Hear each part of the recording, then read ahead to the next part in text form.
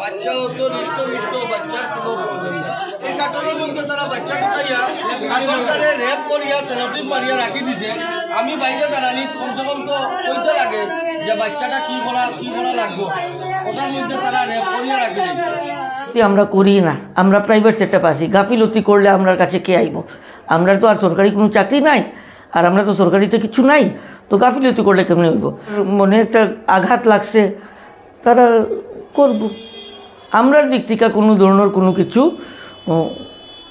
Negligence বা অন্য কিছু হয়েছে না। রাত্রে একটা সময় তাই নাইতে আসলাম, রাত্রে একটা সময় আইয়া তাই অপারেশনটা করতে আসলাম, কিন্তু রাত্রে একটা সময় তাই নাইছেন না। যখন বেদনা বন্ধ হয়েছে, আমার ওয়াইফে বলছে বাচ্চা লড়েন না, বেদনাও বন্ধ হয়ে গেছে। তখন আমি আইয়া মানে নার্সে আমি করছি, অ্যালার্ট করছি যে আমার ওয়াইফে তো বাচ্চা লড়েন না, বেদনাও বন্ধ হয়ে গেছে, মানে আপনি আপনারা একটু সার্ডে ফোন করুন। সিস্টার তারা সার্ডে ফোন করছে, স্যারের কোনো রেসপন্স দিচ্ছে না। আমি সার্ডে ফোন করছি, কোনো রেসপন্স দিচ্ছে না স্যারে। যেহেতু তাই কইছেন যে রাত্রে একটা সময় আইয়া তাই অতি করবা। এখন মানে সকালে তাই 8টা সাড়ে 8টার সময় আইয়া অতি ঢুকাইলা, একটু করে আমার কইলা তোমার বাচ্চাটা মারা গেছে। আমারে বাইরে আইয়া দেখাও করলা না, কোনো এক্সকিউজও দিলা না যে কিতা লাগে আমার বাচ্চাটা মারা গেল, আর কার্টনের ভিতরে সেলোটিপ মারিয়া রাখি দিলা। হ্যাঁ, এখন এটা মানে বুঝলাম না, মানে কিতা ব্যাপার, আমি তো কিছু এখনো বুঝতাম পারছি না। আপনার নাম কি? আমার নাম দিলবার হোসেন বড়ুইয়া। আপনার বাচ্চার? আমার বাচ্চা মানে বাচ্চা আপনার বাবা? আমি বাবা। এখন কি তো চাই? এখন আমি উচিত বিচার চাই, উচিত ন্যায় চাই প্রশাসনের কাছে, ডিসি মহোদয়ের কাছে আমি উচিত বিচার চাই। দিলবার হোসেন বড়ুইয়া আমার শালা। কালকে আমার শালায় আমার ফোন করছে, দুলাভাই বলা মানে আমার শালা বহুত পেইন উঠছে, জল নামছে সন্ধ্যা 6টা-5টার সময়। আমি কইছি মেলে মেডিকেল লইয়াও, তারা মেডিকেল আনছে আনিয়া তারা ডক্টর তিলক উপাধ্যায় বাচ্চার মানে মার ট্রিটমেন্টে ঘটায়। ডক্টর তিলক উপাধ্যায়ের এফআইসি ইমার্জেন্সিতে হওয়ার পরে ডক্টর তিলক উপাধ্যায় কইছে ঠিক আছে আজকে অপারেশন করলিমু, তাই এটা তার মধ্যে ব্যস্ত আসলা, যে আজকে রাত্রে 1টার সময় অপারেশন করবো কইছে। এরপরে একটা ইঞ্জেকশন দিয়া তৈয়া গেছেন। এরপরে তাই না রাত্রে আইসুন না, কন্টিনিউ আমার শালায় রাত্রে যোগাযোগ করছেন ডক্টর তিলক উপাধ্যায় লাগিয়া, তাই না আইসুন না আমার সকালে 9টার সময় তাই বাড়ির থেকে আরামসে ঘুমাই খাইয়া আইসুন। আইয়া সকালে 9টার সময় নিয়ে বাচ্চারে ঢুকাইছেন অপারেশন ঢুকানোর পরে বাড়িয়া কইছেন বাচ্চা তাইনও নাই। একজন নার্সে সিস্টারে কইছিল বাচ্চারা আপনার বাচ্চারা মারা গেছে। এটা ডক্টর তিলক উপাধ্যায়ের রং ট্রিটমেন্ট এবং ডক্টর তিলক উপাধ্যায়ের গাফিলতির লাগিয়া আজকে আমার বাচ্চাটা মারা গেছে না। ডক্টর তিলক উপাধ্যায় আমার বাচ্চাটা মার্ডার করছেন এবং মেডিল্যান্ড হসপিটালের গাফিলতির লাগিয়া আজকে আমার বাচ্চাটা মারা গেছে। এটা আমরা একটা এফআইআর লজ করবো ডক্টর তিলক উপাধ্যায় এবং মেডিল্যান্ড হসপিটালের এফআইআর দিব। আর আমি আমার হেলথ মিনিস্টার মাননীয় কেশব মহন্ত মহাশয়রে আমি এটা জানাইমু। আজকে অলরেডি ফোন করলাম, একটু আগে ফোন উঠাইছিল, আমি জানাইমু। আমি অতুল বরা সাহেবকে জানাইমু, আমি সিএম হিমন্ত বিশ্ব শর্মারে জানাইমু। আম্বিয়া বেগম আমার 12 বছর পুরানা পেশেন্ট। তাইনের 2টা বাচ্চা আমি ডেলিভারি করছি, নর্মাল ডেলিভারি 2টা আমি মেডিল্যান্ডেই করছি। তো তাই 3rd টাইম প্রেগনেন্ট আসিল, আমার দেখাই গেছে everything was going fine only. তো ঠিক আছে, তারপরে তারা খুব ইনসিস্ট যে নর্মাল ডেলিভারি আমরা করতাম। তাইনের ডেলিভারি ডেট 1 জানুয়ারি। আমি কইছি যে যদি সব ঠিক যায় আর 31 তারিখের ভিতরে যদি বেদনা উঠে যায় তো নর্মালের চেষ্টা করবো আমরা। তো কইলো ঠিক আছে স্যার। তারপরে আমি কইলাম ঠিক আছে, এর মধ্যে যদি কোনো অসুবিধা হয় আমি তো 24 আওয়ার্স অ্যাভেলেবেল, আপনি যে কোনো সময় আইন। তো কালকে আমার সানডে আমি হাইলাকান্দি যাই। তো হাইলাকান্দি যখন আসলাম তাইনের হাজব্যান্ডের আমার কাছে ফোন আইলো। ফোন আবার পরে আমি কইলাম যখন তো আমি হাইলাকান্দি 5টার ভিতরে আমি আই যাইমু, তো আপনার যদি প্রবলেম হয় তো লই আইন। তো 5টা সাড়ে 5টার সময় তাই আবার ফোন করছেন।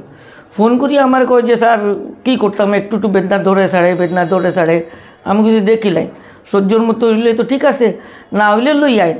তো আবার ফোন করিয়া তাই কইছে যে না স্যার আমরা আই যাই। আমি কইছি ঠিক আছে আপনি আই যান। তো আমি তখন রাউন্ড দিতেছিলাম, অ্যারাউন্ড 8-8:30 রাত্রে। রাউন্ড দেওয়ার সময় আমার ফোন করছে যে আম্বিয়া বেগম কইয়া একজন পেশেন্ট আইছে। তো আমি লেবার রুমে গেলাম, গিয়া দেখলাম পেশেন্ট দেখি যে বিপিটা 190/110। তো আম্বিয়া বেগমরে জিগাইলাম যে আপনার কি তা হেডেক করেনি, মাথা হতা ঘুরায়নি? তো কয় না একটু করে কোনো সময় করে। তো তাইনের হাজব্যান্ড তাইনের একটু কইলো যে তোমার প্রেশার যদি বেশি আছে তুমি কইলাই না কেন, মেবি পেশেন্ট বুঝছে না। তো আমি কইছি ঠিক আছে প্রেশার তো আমরা ওষুধ দিমু, হঠাৎ করে ওর তো প্রেশার কেমনে শ্যুট করছে। তারপর কইল যে স্যার নর্মালের চেষ্টা করুন স্যার। আমি বলছি দেখুন আমি চেষ্টা করবো, পেইন আছে, কন্ট্রাকশন আছে, আমি চেষ্টা করবো, আর চেষ্টার মধ্যে আমি কোনো ত্রুটি রাখতাম না, আর আমি ভর্তি করে দিই। তো কয় ঠিক আছে স্যার আপনি ভর্তি করে দিন। তারপরে তাইনের লগে বাকি কথা হয়েছে যে স্যার আপনি স্যালাইন লাগাইবেন, তো আমি বলছি হ্যাঁ স্যালাইন অনলাইন লাগাই আমি ভর্তি করতেছি। করার পরে দেবের ইনসিস্টিং যে স্যার নর্মাল করুন। আমি বলছি চিন্তা করবেন না, আমার সিস্টার কল করব, আমি 2টার সময় আইমু, আমি 3টার সময় আইমু, আমি ডেলিভারি করিয়া দিব। আর যদি রাইট পরে প্রোগ্রেস না হয় তো সকালে কিন্তু সিএস করবো। তো সকালে অ্যাকর্ডিংলি আমি আমার টিমরে রেডি করিয়া ওটিতে আই গেলাম।